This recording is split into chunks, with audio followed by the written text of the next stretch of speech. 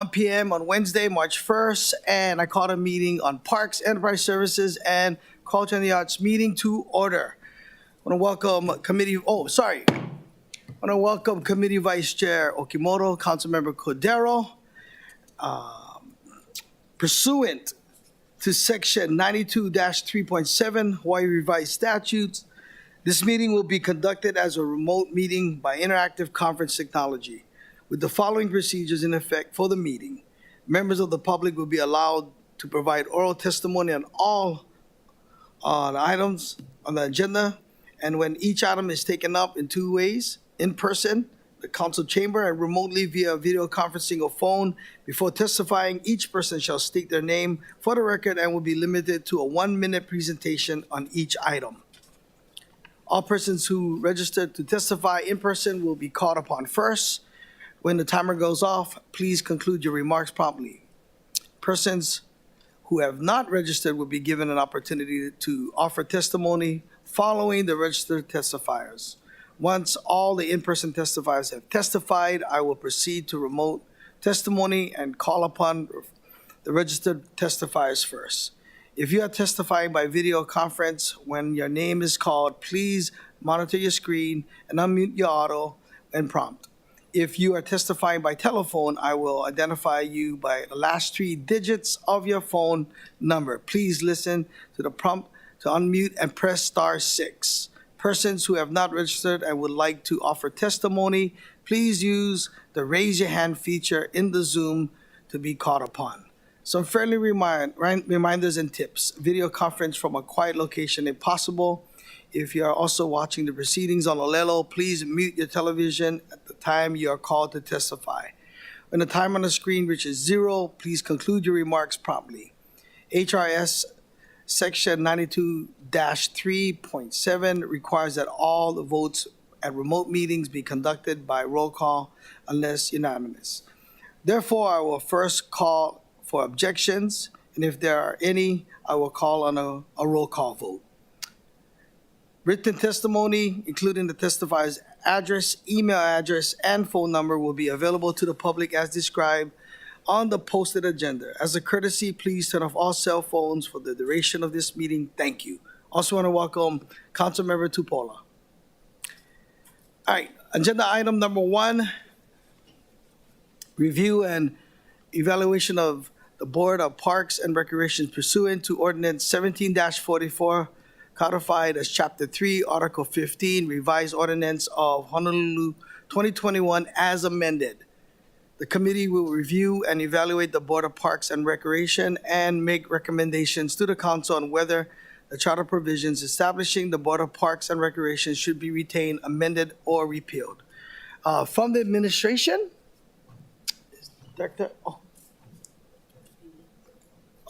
Deputy Director Kehau Pu'u here to make some remarks. Also, we want to welcome Councilmember Say.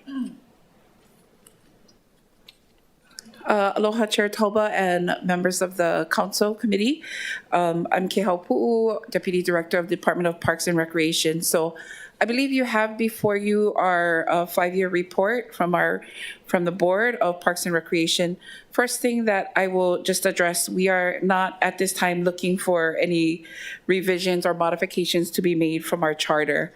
I would like to point out, as you can see in our report, our board has been somewhat defunct, largely due to COVID. So during that time, our board was unable to meet in person, and we had a lot of members either term out or resign. So it is a 9-member board.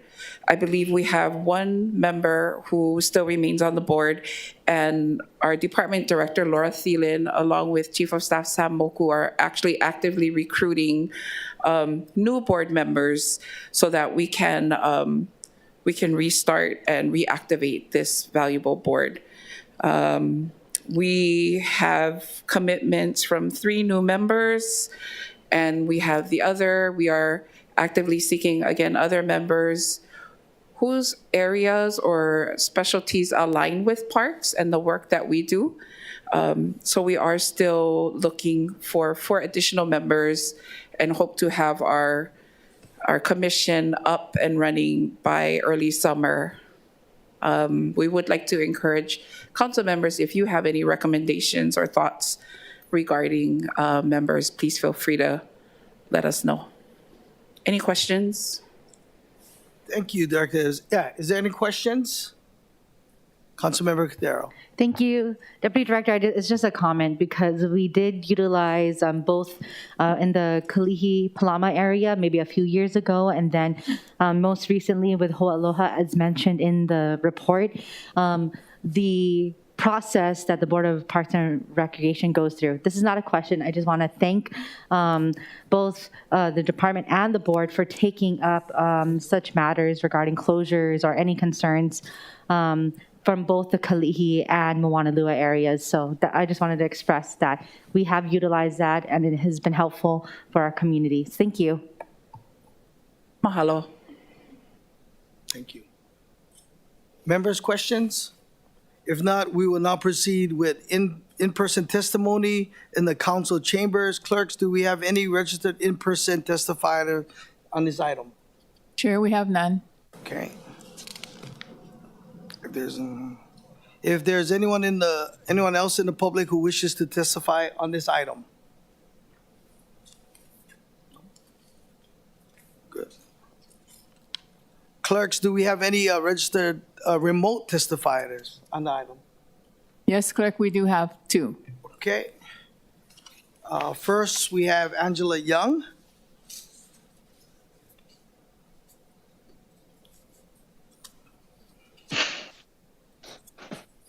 Oh, is this for a specific bill or ordinance? I just wanted to testify like generally about Parks and Recreations. Is that the next one? This is Parks and Rec. Oh yeah, but then there's a presentation, right? That This is about the board. This is about the board. Oh, I'll testify for the next one. Okay. Okay. Thank you. I think we have Winston Welch. Winston? Yes, thank you, Chair. I'm Winston Welch, and I'm representing the Outdoor Circle today. I did want to comment on the lack of a constituted board for Parks and Rec. As you all are aware, what's the budget of Parks and Rec, and how many workers do they have? Is it 1,000 workers, 500 workers, tens of millions of dollars of projects around the island that are in your districts and other council members' districts, of course. Without having this council properly, the board properly constituted, there's been literally just no oversight or an ability for members of the community to weigh in on really important issues. And while, COVID has been held up as we couldn't have the board because of this or that, what's really happened is we've had 3 years go by. Did your work stop because of COVID? I don't think so. Did the parks work stop because of COVID? No, it did not. So what I'm asking for is that you all really exercise a much stronger responsibility in ensuring that this board is properly constituted, that members of the community are reached out to serve on this board, because there's a lot of people that really bring a lot of expertise and talent here, and that we don't let this, not just for Parks Committee, but for the other committees. I've been asking for over a year and a half, 2 years, to have all boards and commissions properly staffed by this administration. They are not. And we do a great disservice to our community by not making sure that they are, regardless of whatever excuses that we have, because this is a core function of government. It's not an optional commission. So I would ask that you do please make sure that this and other boards, commissions are properly staffed, noted on the city website with contacts, agendas, minutes, all of that. Because right now, if you do a glance of that, you'll find that a lot of them are still quite lacking or not even posted at all. So thank you for your time and following up on this. Thank you, Mr. Welch. Is there any questions for the testifier? Okay. Clerks, is there anyone else standing by? Chair, there are none. Okay. All right, thank you. Members, we are in discussion. Councilmember Tupola. Thank you, Chair. Yeah, in support, just wanted to say I'll be sending over some recommendations from our community for the board. I agree that actually a handful of people have asked me about the board and when it's going to convene and bringing up issues. So I think it's important. I think it serves as a great funnel for us to get information from them so we can hear it in this meeting right here. So thank you to the parks for all that they do for all of us. And I do support us trying to get this board fully functional and operating so that we can address these parks issues on the community level and then better bring it towards the council. Thank you. Councilmember Okimoro. Just a quick question on the timeline to have the board positions filled, because we read that there were, and now there's down to one. Do we have a timeline of when the board seats would be filled? And if I read that incorrectly, please feel free to correct me. How many positions are on this volunteer board? So it's a 9-member board. And as I shared, actually during the period of COVID, many of our members resigned or termed out. So we are, less 8 members.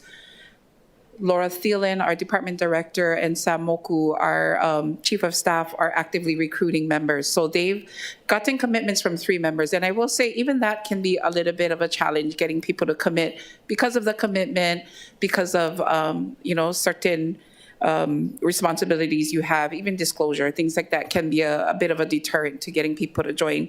But so they've secured 3. I won't share those names yet. So we're still looking for 4. We have some potential other members, but again, if you folks have any recommendations, we welcome that. And then as for timeline, I shared by early summer, we're hoping within the next 3 months that we can, 3 months seems to be our magic number, but that is by then, hopefully we can bring a full member board before you for approval and support. And so thank you. The process to seek them out, you guys go out and find, because they had, from what I read, there's a big responsibility that they're tasked with to go into the communities and find the right locations. What kinds of qualifications are sought after when finding people to fill these board positions? And it's voluntary, so I understand how it would be difficult. It's voluntary. I don't have any specifics, but we are looking, I shared earlier, for community members whose work areas are aligned with parks. And the work that we do. So, for example, someone who deals with land issues because and trees because we have our urban forestry division, programming because we have our recreation programming.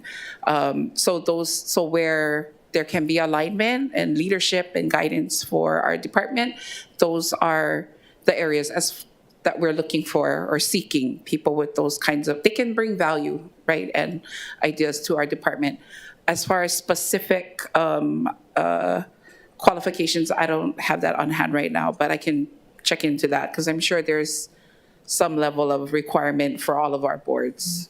And if the positions aren't filled, if you don't have the remaining 5 to commit in the next several months, then what happens? I'm looking at our core, I don't know if that's, if you can have a 5-member board or as long as we have majority. So for 9, would that be 5? 5.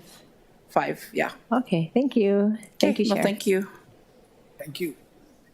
Any questions from the members? Okay, I got a couple questions. How has the current situation negatively affected the operations at DPR? I wouldn't say a lack of a board has impacted our operations. I will say that COVID definitely impacted operations, over the last couple of years, because we all had to figure out how to operate in that context. Our operations were our facilities were closed, but our parks, were open. And that's where when people were allowed to come out, we saw heavy utilization of our parks. So there have been impacts for sure that we have kind of managed through. Another thing I want to note is that we did go through a changeover, right, in administration during this period. 2021 being when Mayor Blangiardi came over. So there's been a lot of change and transition that our department's experiencing. I think we're doing our best. We do rely heavily on our neighborhood boards also to get input and as well as you folks, council members, to get input from community. And I think we've been responsive, or we've done our best to be responsive in those ways. But in terms of a board, we are actually excited and we want to have a board in place. Yes, for oversight, but especially to help us. We have some visions and some goals that we want to accomplish that we would like to look to the board to help to guide and lead us in that way. Okay, thank you. All right, anybody? Questions? Good? Okay. The chair recommends that action on this matter be postponed until next scheduled committee meeting, which is April 5th, 2023.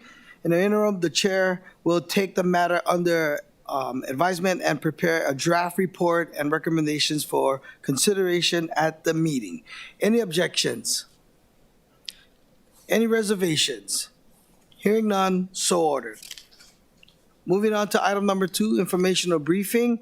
The Department of Parks and Recreation will update us on the status of projects funded through American Rescue Plan Act, ARPA, and the Fiscal Recovery Fund, the FRF, and improvements being conducted through the department. Members, you should have 2 handouts on your desks that were submitted by the department for this presentation. Both are available online as Department of Communications 120 and 127. And, there's Nathan. Oh, from the administration. So not again. Peter. All right. Kehapu, you got Kehapu? Oh, is Peter gonna do? Yeah, so I Okay. just want to, we came to you folks in January to share all of the many FRF projects that Right. DPR is working on. So we did commit to coming back every meeting to share updates. And so we'll have Peter Yamashita, who Okay. leads our maintenance support services, and then also Lena Diamond, who's in charge of our park ranger project. So they'll be sharing updates on their their Awesome. projects today. Thank you, Deputy Director. Good afternoon, Parks Committee. One note on the previous agenda as far as the DPR committee. This past fiscal, because of the lot of council ads that were given to MSS, my group, I did get a lot of input from the council members as far as what projects that they wanted done in their districts. So I think that was a good tool that even though we didn't have a committee forum, that we got input from each of you and did projects, I guess, because a lot of those came from your constituents. So a lot of my projects that we did this past year and are going to do were based on those input from all of you.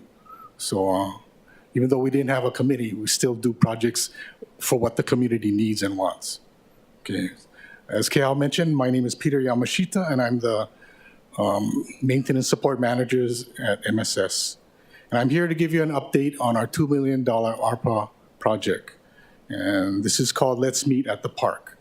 So this project is divided into 3 contracts, and we're working on the first one, which includes installing 80 picnic tables and 133 benches in 17 parks and one botanical garden. We have some slides coming up, so.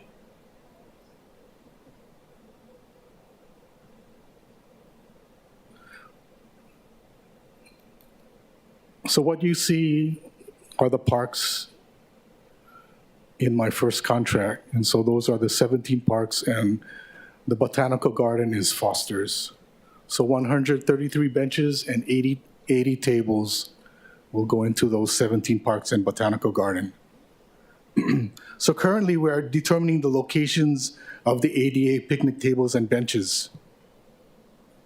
So as you know, ADA specifications require specific concrete pads sizes. So for our tables, an 11 by 14 pad is required, and for our benches, a 5 by 10 concrete pad is needed. So there is also a minimum 5 foot by 1 inch width accessible pathway required with a cross slope of no more than 1.5%. There's also ADA guidelines for wheelchair access clearances for our picnic tables, which have a tabletop of 30 inches wide, 27 inches high, and that requires a 24-inch total knee and toe clearance. So you see there's a lot of requirements that are necessary to install these ADA picnic tables and benches, and all of our picnic tables meet that requirements. We will finish the ADA location work next week, and we'll follow with the installation vendor site visits in the week of March 13th.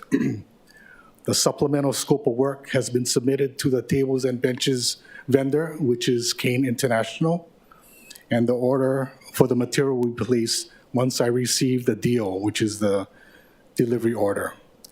So I expect to receive this at the end of March, and on this timeline, we should be able to start installation this June. So once this first contract is underway, we will start the second solicitation, and that's in Parks District Number 2, which includes installing 100 benches and 100 tables in these 20 parks in Parks District 2. And my final ARPA project will continue with the third and final contract, which will install 119 tables and 110 benches in 22 parks in Parks Districts 3 and 5. So my goal is to have all of these contracts awarded by this December 2023, and I believe we can fulfill that. But just note that this ARPA project completion deadline was FY 26, so we are way above schedule. I'd also like to give you an update on some of your council ads. So for this council ad, MSS was awarded $900,000. So for Parks Chair Tuba, your Sing Park was completed last week. We started on February 13th. We also painted the light poles also.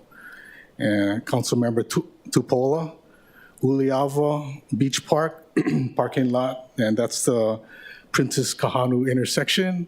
That was completed and is finished today. And the traffic loops, which are the sensors that turn off the lights, stop and go lights, they'll be installed on Monday. We also started your KL Beach Park Ball and Chain. That started last Wednesday. Because we're installing 3 cattle gates and 1,100 bollards, it's quite a project, and that'll conclude hopefully in July. But it started last Wednesday. Councilmember Cordero, I know you know that we used some of your money to buy wire for Kalakaua District and got those tennis lights working by last November. We also repaired 2 backstops at Halava District. They're in disrepair and it's a safety issue, so we'll get on that right away. I also am thinking of doing the Alapu model stairs and parking lot. We talked about maybe doing that next year, but depending upon our monies, we might be able to award it in fourth quarter this year. And Councilmember Okimoto, your predecessor, Councilmember Elefante, was always asked by his constituents to repave Blaisdell Park. So we're doing tree trimming next week, and we'll start that paving project April 3rd, which is the first Monday in April, and that should take 1 month to complete. Okay. And I see Councilmember Say here. So I know we're doing Manoa Valley District Park. We're doing the middle lot for you, but if I have enough money, because only $100,000 allocated for the council ad for this project, but if I have enough money, I'll do all 3 lots for you. Okay? And that's all I have. Thank you. Thank you. And is there any questions? Councilmember Cordero. Thank you. This might sound weird, but what are bollards, Mr. Yamashita? Bollards are these stanchions, like pieces of pipe that on the ground, they're cemented, dug 3 feet deep and encased in cement. They prevent, and in the case of KL Beach Park, they'll prevent cars from going onto the grass. So they keep them restricted to the driveways and the parking lots. Okay, thank you. That was a huge question mark for me on here. Thank you. Councilmember Say, and then Tupola. Mr. Yamashita, do you think it's possible that we erect maybe just one light bulb of a blue light attached to some of our comfort stations? Can you maybe share with me? I wanted to see if we could attach a blue light to our comfort stations at the parks. That way, to me personally, it may scare away individuals who want to go to the park and, vandalize it, graffiti it, etc. And the blue light is is respectful of a police car being there. I don't know. I just bring this up because residents have brought it up in Palolo Valley, along with Kaimiki Park and Manoa. That when they see a blue light, oh, the police is there, I'm not going to go. Your thoughts? As I drive around the neighborhood, I see other people doing the same thing too, kind of where I lived also. We can check into that. And one final thought too was, I think last year we appropriated the 900,000 for each of the 9 districts, and that was a council add-on. Yes. I wanted to say just thank you very much for not lifting, but elevating it up so that, you folks could do it on behalf of the council members. And secondly, you folks also have your priority projects that you have in mind. Anyway, the council chair here, Tovo, can support you in finding ways to streamline the process would be very, very helpful for all of us. Because you're doing it in a time period that, for me, July 1st just started last year to now, that's about 8 months of work that you've accomplished in a 12-month period. It is quite challenging because not only those council ads, but the ARPA project and there's several other council ads, a couple dog parks that are on there too, and it's quite a bit. Our budget jumped from 1.7 million, my work program's budget, 1.7 million to 7.3. It's quite a task to undertake. Just 2 people are involved in this project. So it's a challenge to award. Mr. Yamashita, the other issue for me is the benches. Can we do it like the bus stop benches? So you put something in between so that people don't sleep on the bench. You make it inconvenient, Chair Toba. If you don't make it inconvenient, they're all going to just congregate and, lie down and sleep there and so forth. So it's just food for thought. All right, thank you. Thank you, Councilmember Say. Councilmember Tupola. Thank you, Chair. Mr. Yamashita, congratulations. That's a lot of progress, moving super fast ahead of schedule. I did walk through the Ulehava parking lot on Monday. Looks good. Thank you for remembering to put back in the sensors because we have so much traffic. We need the lights to work. My question was, and by the way, I went to Kea'au. I didn't see any progress on it yet, but it's okay. I'll check every single week and just make sure that it goes up. Yeah, they did the site visit on Tuesday and they started digging holes. No bollards are in yet, but they started digging already. I'll go look for the holes. Yeah. I'm so niele about this one because Kea'au Beach Park hasn't been touched for so long. If anything changes, someone's going to have a heart attack. So I'm going to have to warn them ahead of time, like, hey, this is a plan and it's getting executed. Yes. I also went by Pokai Bay, which they're going to be putting in the gate area for the upper part of the bathroom. And I saw that there's porta potties there. My question was about Kaupuni Park, because I had suggested to the administration that they use some ARPA funds to try to do something for that park. It is in the homestead. I'll send you an email about it, but I have to say it verbally because it hasn't been touched or the monies haven't been advanced for that per se. The second one that people did want me to mention as well was for Pu'uhulu Park. I did ask about, I know for your monies, we were trying to use money to pave already existing parking lots.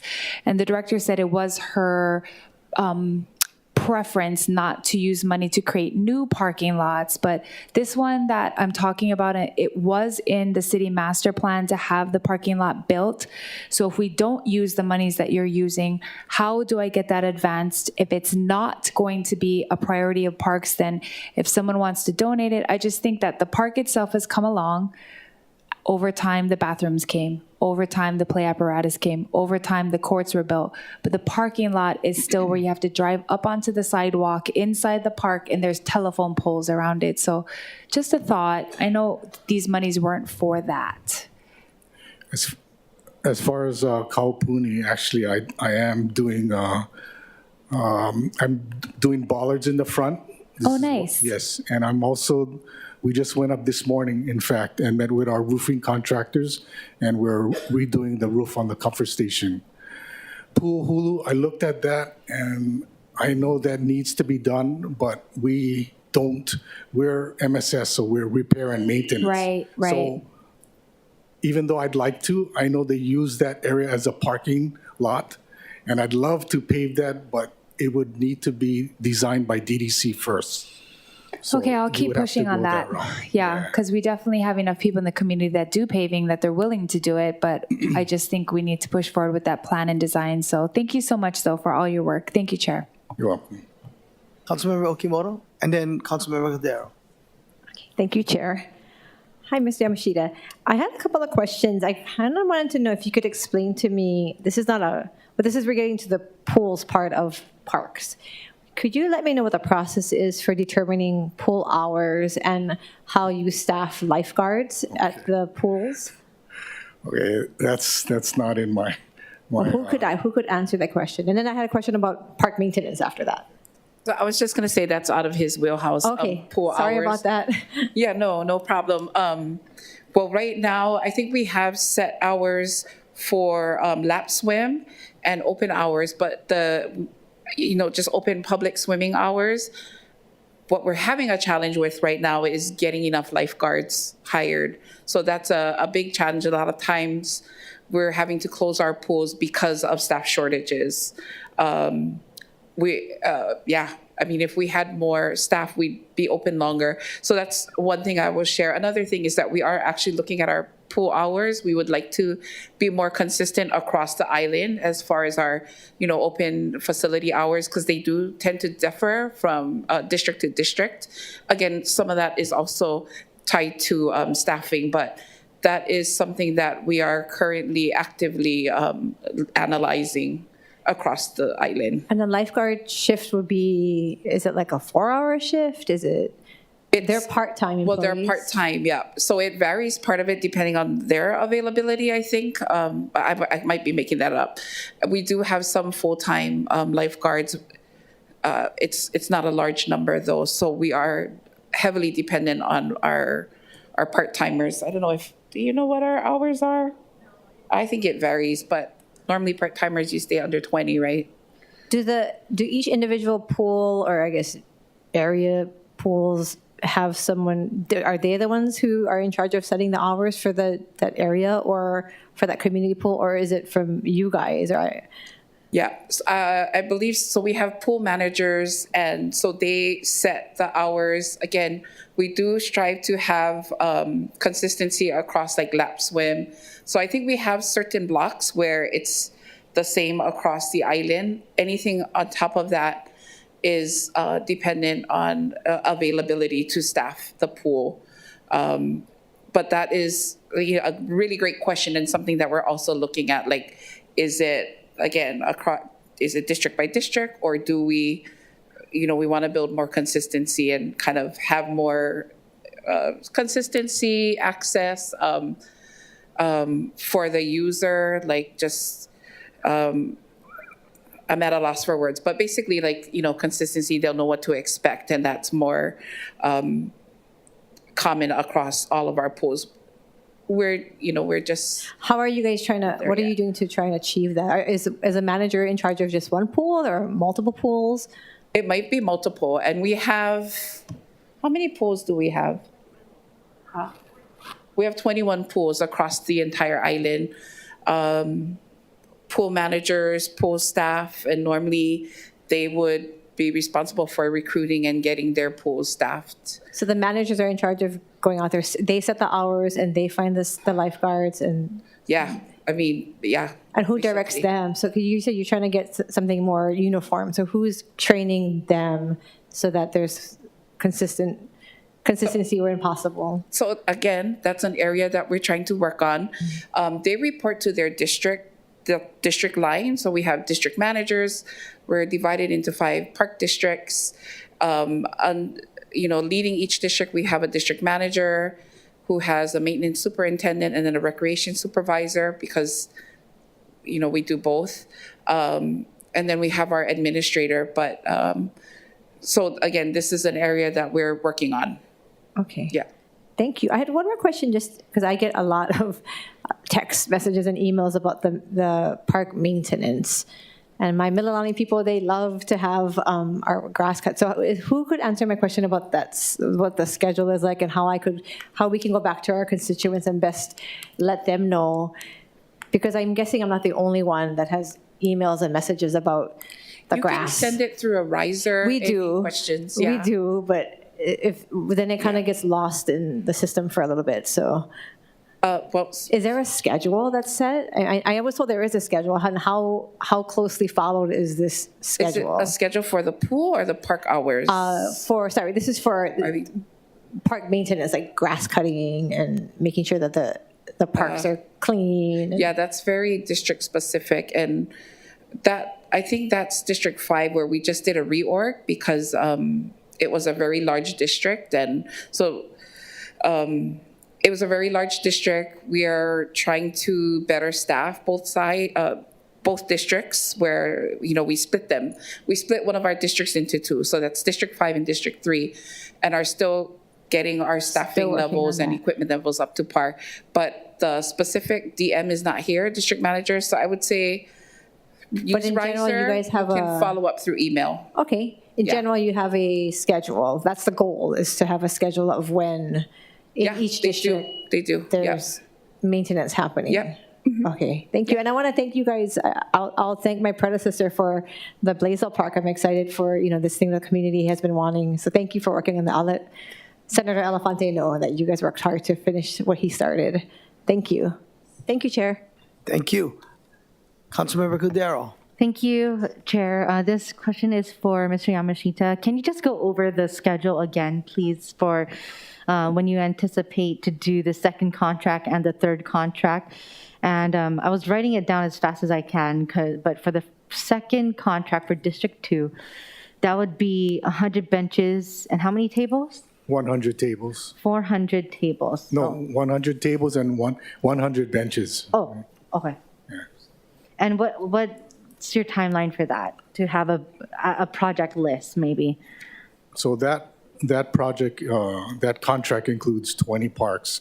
So once we get the first one underway, so I would say probably in maybe May, we'll start ADA locations, targeting those locations, because as I read all the requirements for those pads, that's the challenge for us. So it's easy to place the tables and benches, but when it comes to the ADA tables and benches, that's the challenge, because you have to meet those requirements as far as the width, sizes, the slope, and all of that. So it requires someone, and he's here today, Bob Sinclair. He's tasked with going out to all of those parks and determining all those ADA locations. So probably in May, he'll start the second solicitation as far as identifying all the ADA locations, because we've identified all of the other ones. So for a lot of the parks, it's 4 regular benches and 1 ADA bench, 4 regular tables and 1 ADA table. So it's the 1 ADA table and 1 ADA bench that we really need to make sure it meets the code. So probably in May, he'll start the second contract, ADA locations. And when will you have a list for the second contract? Yes. Because this is the first contract list, yeah? That's the first contract list. So, do you have the You have the master one.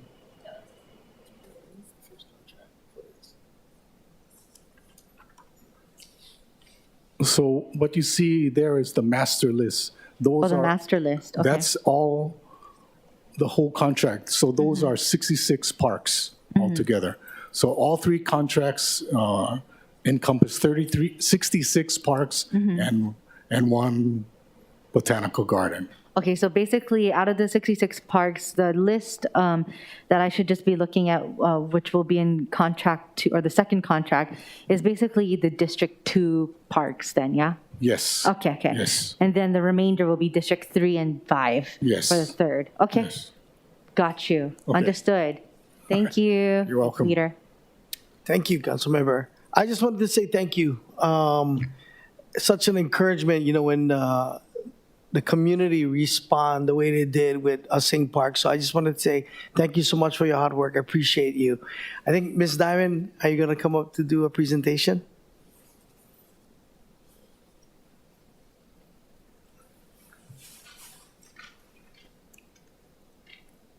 Hi, good afternoon, Chair, Council members.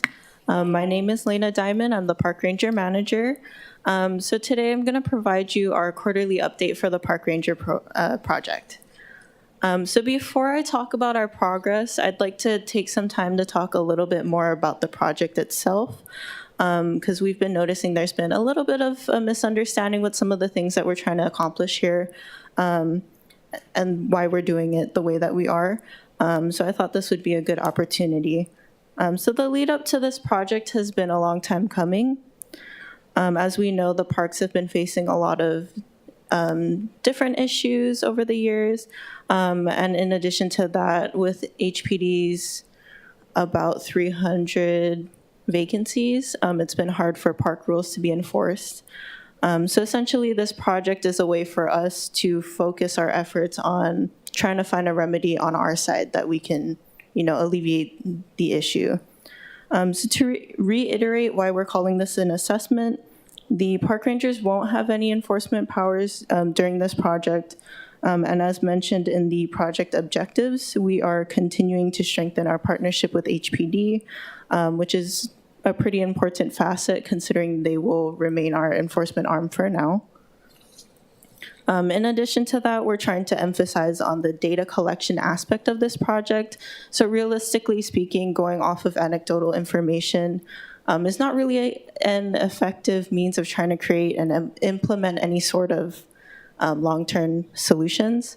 So in thinking to the island-wide commercial activities bill that we will be introducing soon, this brings the question of how can we manage something without an effective mechanism for compliance. So our department is by no means equipped to take on enforcement responsibilities and duties at this time, even if we would like to do so in any capacity. We have a lot of concerns, and I'm sure other people also have these concerns as well.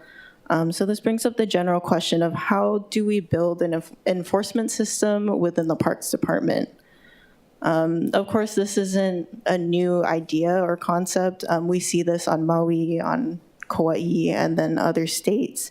But for us, this is completely new. So this brings up other questions or other concerns that we have, ranging from, do we want full enforcement power like HPD in the parks? Should DPR staff be authorized to make arrests and carry guns? Is DPR equipped to manage people with these capabilities? What is our department capable of managing? To what extent can we encourage compliance of park rules? Would civil enforcement be plausible? And what level of enforcement, if any, is the community comfortable with giving park rangers? And we encourage people to think about these questions in the grand scheme of things.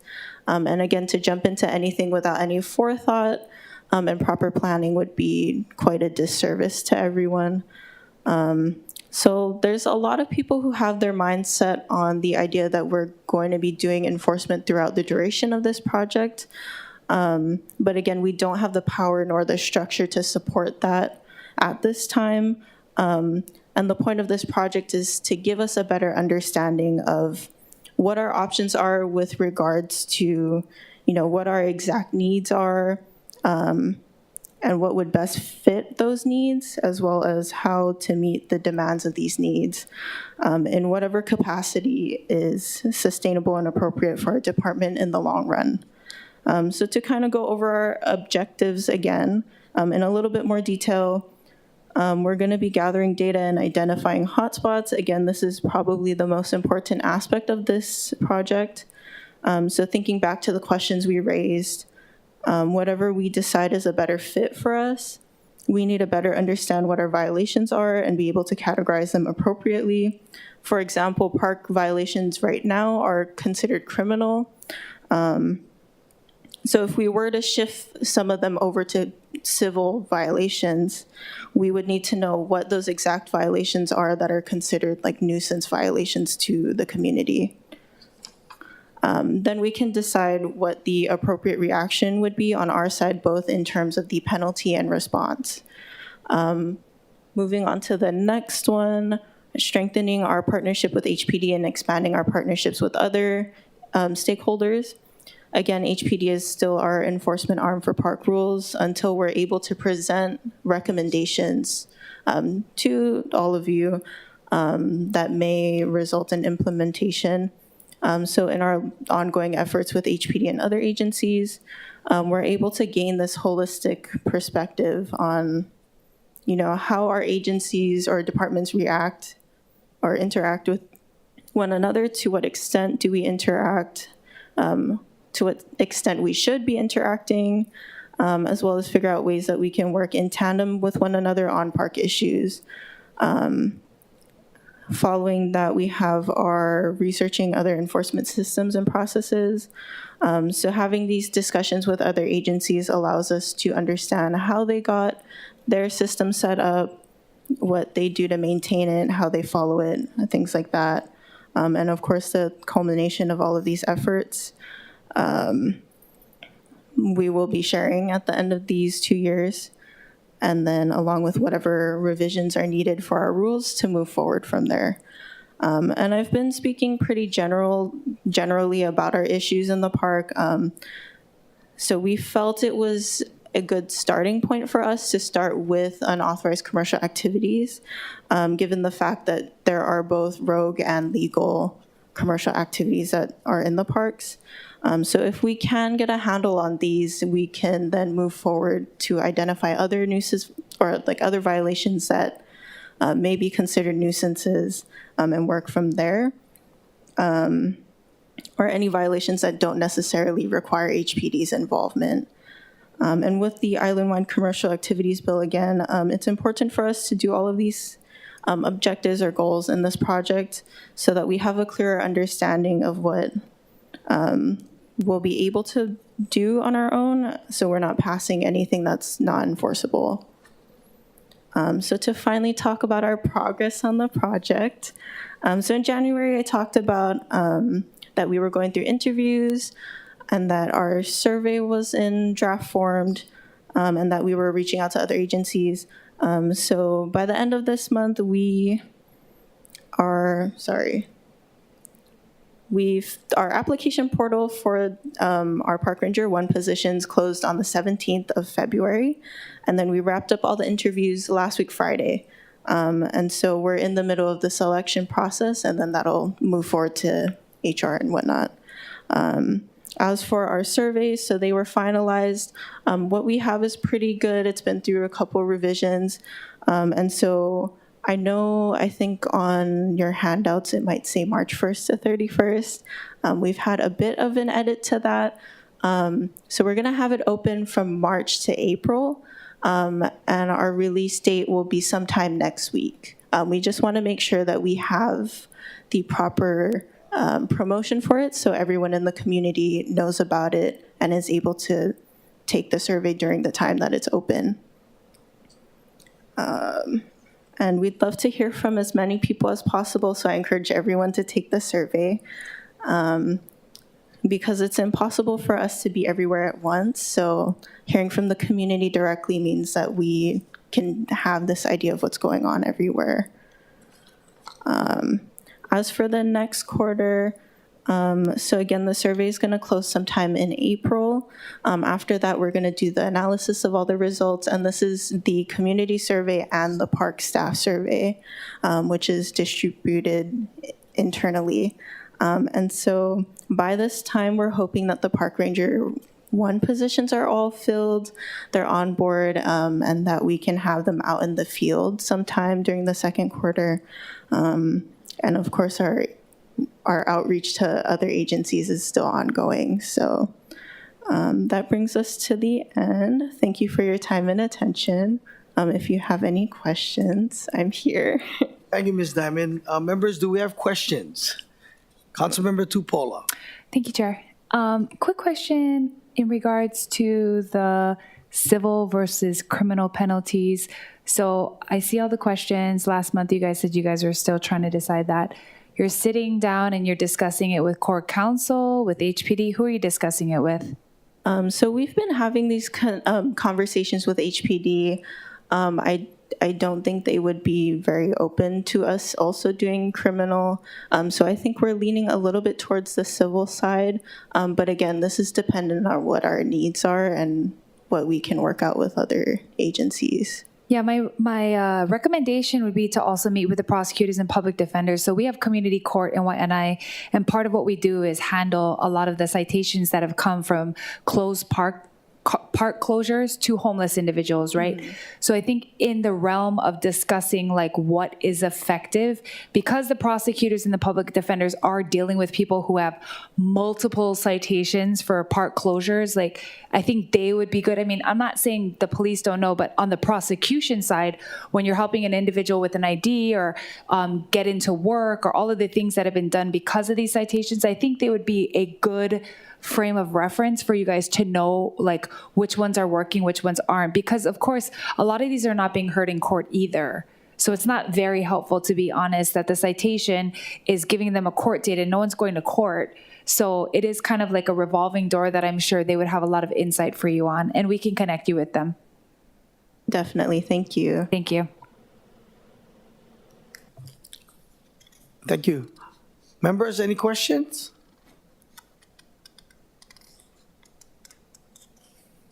Okay, I have one. You know, besides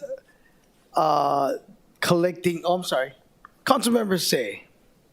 Yes, Ms. Diamond, can you maybe extrapolate or explain to us what are the questions of the survey? Oh, okay. Yeah, of course. So the survey is going to be broken up into, I believe, 3 parts. So the first part is going to start off with the basic demographic questions, and then it'll go into questions about the individual's park usage, so what the parks they primarily visit are, what kinds of things that they see, why they are going to the parks. And then the second question is going to be focused on the unauthorized commercial activities. So we're going to try to gauge, you know, their awareness of it, what they see as like the top 3 issues in their parks that they frequent. And then the last part is going to be a single question asking the community what their comfort level is with what kind of authority park rangers would have. So it's essentially just, what are you comfortable with? Full law enforcement power, civil only, or just education? So the next question for me is the means or the venue of the communication of these surveys. Is it a PSA? Is it buying a ad in the paper like a classified or website? Just that, you know, seniors, how are we going to get the survey into the hands of the seniors? That's the question I have for myself. Or the young kids who are not going to respond to surveys. Okay, how? So in terms of the seniors, we'll be working to figure that out so we can include them as well. For the survey of individuals under 18, unfortunately, it's not open to them.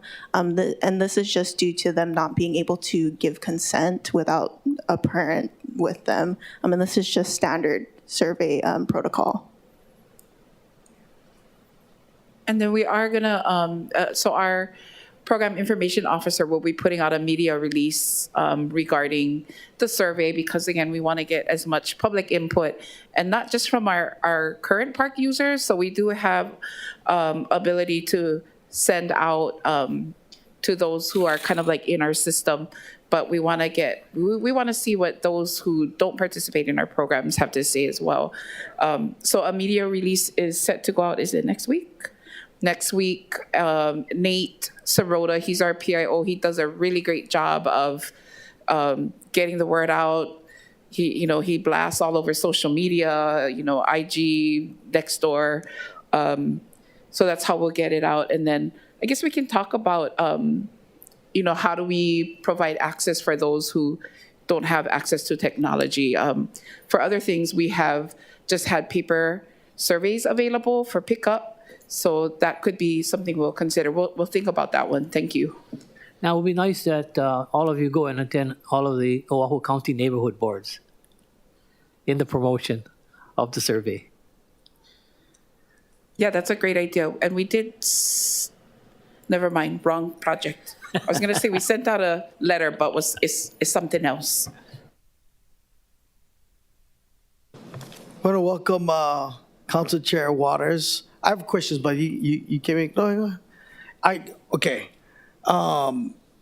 First off, how's the response? Like you said, you guys already the deadline is done already. But how was the response to this from the public?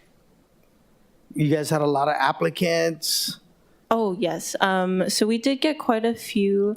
I believe the application was open for about a month.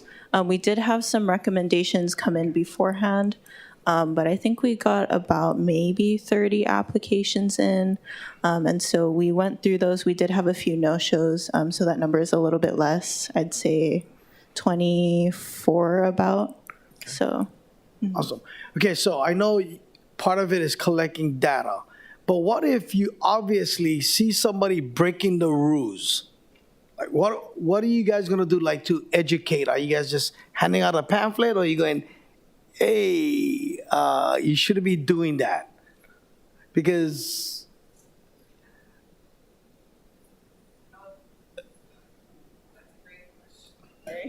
Good question. We're not sure what the strategy on education is. That being said, we do have a small committee of staff who are exploring ideas like that, because it is a problem that we continue to experience, right?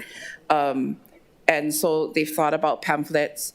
I will say our staff are subject to, it's rough being out there. They have, we have staff who have been attacked, right? Who have been, who are, who do, when they do go to try and educate park users, it gets very aggressive. And we're talking about our groundskeeper who is there to cut the grass and clean the bathroom, or our recreation director who is there to open up facilities and run a program for kupuna.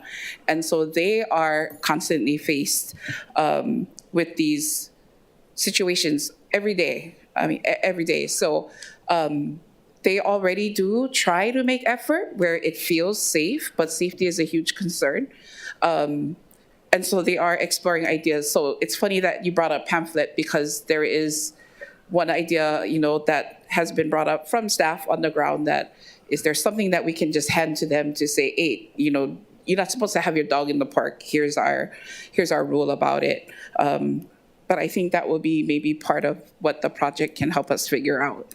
okay, because if it's going to be activated, I think one of the ways we help educate people is really trying to enforce, like, awesome, we can collect a lot of data, but like I would like to see things get like done, like, hey, you're not supposed to do this.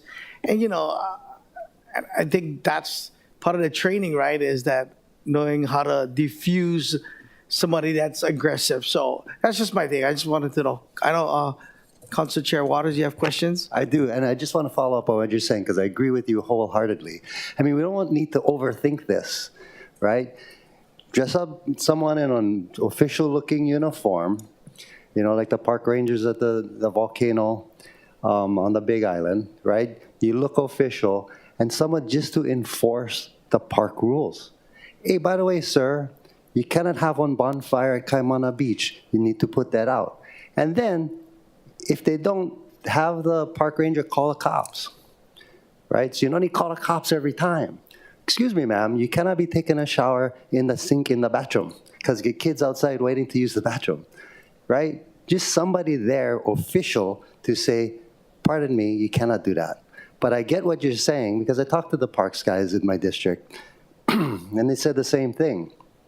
People are aggressive, right? They're afraid for their own safety. But that's why the park ranger could just call the police. They don't need arrest powers. Citations would be nice, but honestly, you probably don't even need that either, right? Just somebody familiar with your rules. And by the way, I looked up you guys' rules.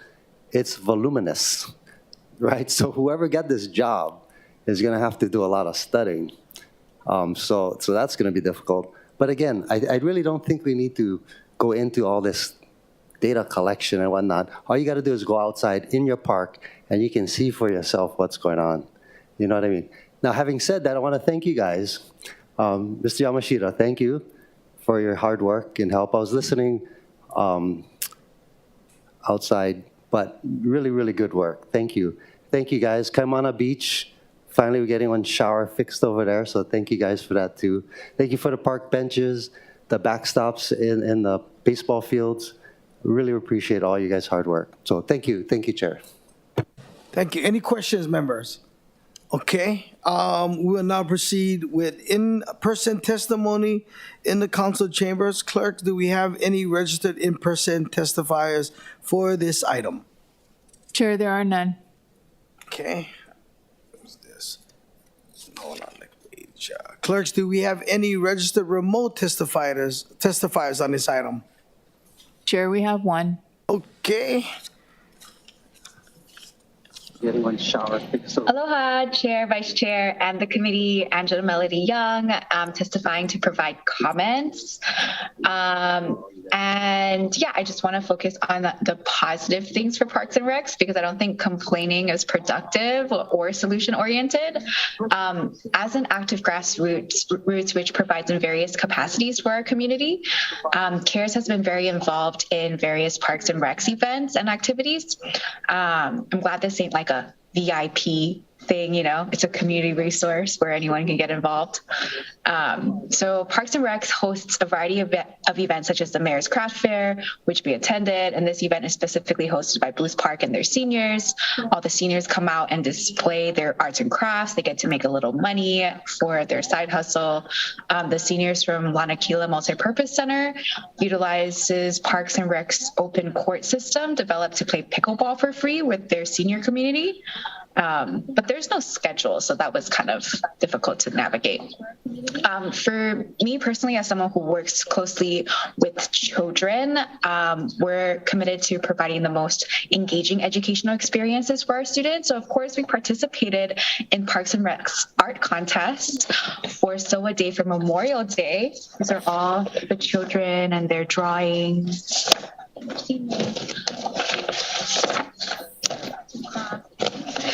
And then also, because we're involved in education experiences and with kids, I'd love to see how Bill 52 is going to be implemented at the summer fun programs run by Parks and Recs.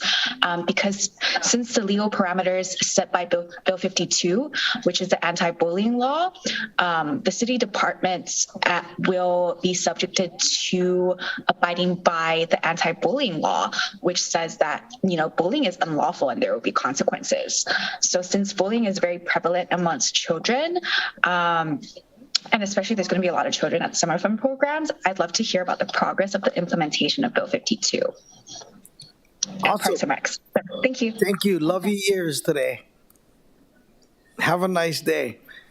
Members, is there any discussion? Mr. Chair, I have just a question for Ms. Young. Oh, Ms. Young, you have a question from Council Member Say. I'm very much impressed with your attendance at the council meetings. And the question for me, and would you be open if you submit your resume to the Department of Parks and Recreation to become part of the board? Do you have the time to spend on that the Parks Board? You should submit your resume. Thank you so much, council members. That means a lot to me. It's at the request of the chair. We're looking for females to be part of the board, and I think you'd be an excellent choice to consider. Thank you. Thank you so much. But unfortunately, I'm disabled, and the definition of disability is that legally I'm technically incapacitated, so I can't work. But thank you. All right, thank you. And good suggestion, council members say. Okay, members, any discussions or comments? No? This brings us to the end of our agenda. You do have one. Oh, no, just Councilmember Cudero. announcement. Because I saw Councilmember Okimoto's post regarding celebrating Women's History Month. Oh, okay. So I just wanted to thank, and since we have a department that has a director and deputy director led by women, so I just wanted to recognize and state that. But of course, I got to give the credit because I was just reminded by Councilmember Okimoto. I didn't realize it was Women's History Month. And since we've been talking about gender equity on boards and commissions, even in zoning today, and also here in parks. So yeah, I just want to state that. Awesome. All right. Okay, this brings us to the end of our agenda today. Mahalo, everybody, for being here and for your participation. There being no further business, this meeting is adjourned.